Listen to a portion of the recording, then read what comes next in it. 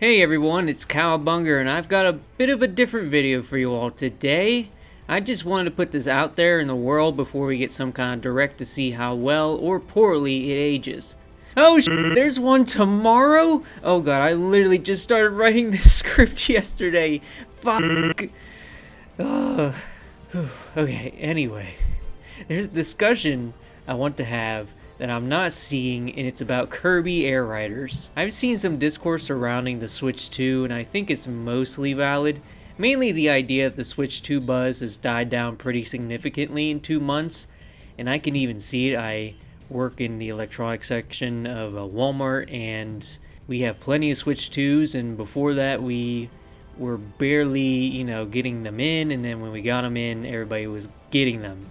So now they're just kind of sitting there and collecting dust, and yeah, I'd say the hype has definitely died down. I think it's due to Mario Kart World and DK Bonanza being the only two exclusives on the system at the moment that are worth buying the console for. And at this point, the people who wanted to play those games right away have gotten them, and now everybody else is probably just waiting until Christmas or something. DK Bonanza is just a straight up amazing game, so I think that's definitely a console seller. There's been a mixed reception on Mario Kart World overall though. The other two Switch 2 exclusives have been misses, unfortunately. The Mario Party Jamboree DLC was a bust. Drag X Drive is novel, but it leaves a lot to be desired too. We know more stuff is coming, but we don't really know when outside of Pokemon ZA. Pokemon stopped appealing to me altogether, so I'll just let other people speak on how much hype is actually surrounding ZA's release. I'm sure it's going to sell very well, it's Pokemon, but it just doesn't interest me. There's one franchise, however, that's poised to bring some more life to the Switch 2 library, and that's Kirby. Forgotten Land DLC is coming very soon, but I didn't want to talk about that because I think we all know, at worst, any Kirby Forgotten Land content is going to be good. I don't expect much from the DLC, but something I do expect a lot out of is Kirby Air Riders. As the title suggests, I don't think people are as hyped for this game as they should be.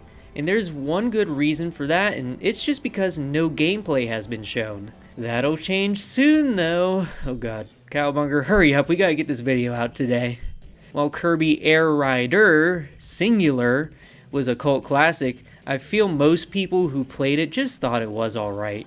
I was one of the people who loved it as a kid. I'm a millennial, so I grew up with a GameCube. There's tons of amazing games on GameCube, but none were as addicting to play as Smash Melee and Kirby Air Rider. Sakurai is a master of what he does, man. I can have any critique of him I want, but he knows how to make a game I don't want to put down.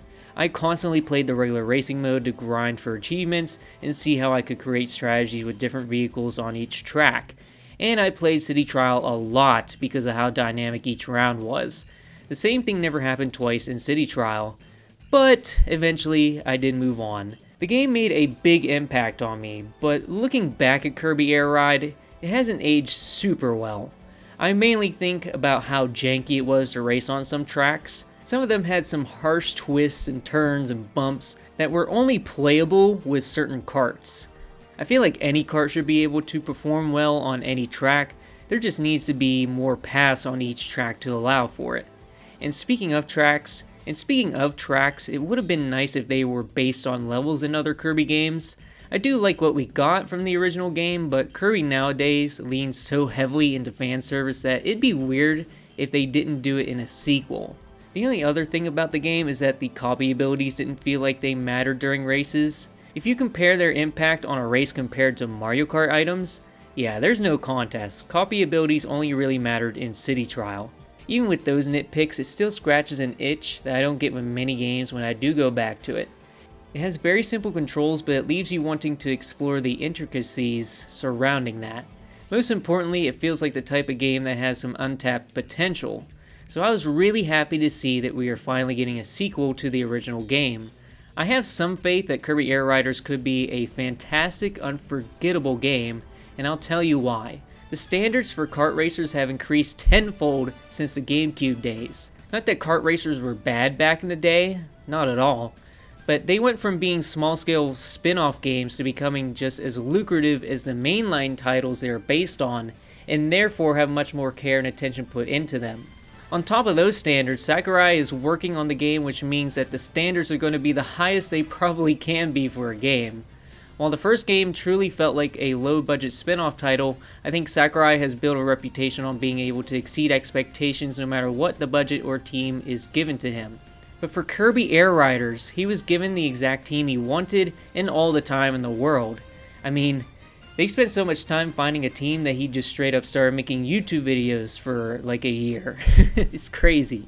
I'm sure for the past 20 years Sakurai has had ideas swirling in his head about what he could have done for a Kirby Air Riders sequel, and now we will see many of those things realized. One thing that I think is definitely coming that I don't think people are prepared for is City Trial Battle Royale. Like, I don't know if you guys are ready for the cultural grip that type of idea could have if executed well. I'm sure there will be a whole new breed of competitive Kirby Air Ride players and a bunch of new YouTube channels that will be fed for years on that game mode alone. I'm very excited to see if that becomes a reality, and if it does, I'm sure it will become one of the most addicting racing game modes in history. I have a ton of confidence in any online multiplayer modes that could appear in Kirby Air Riders. I know I come from a Smash background, and I wouldn't say the online offerings in Smash are all that amazing at all, but one game that gives me faith about online offerings in Kirby Air Riders is Kid Icarus Uprising. Again, when that game got announced, who expected that to become one of the greatest 3DS games ever?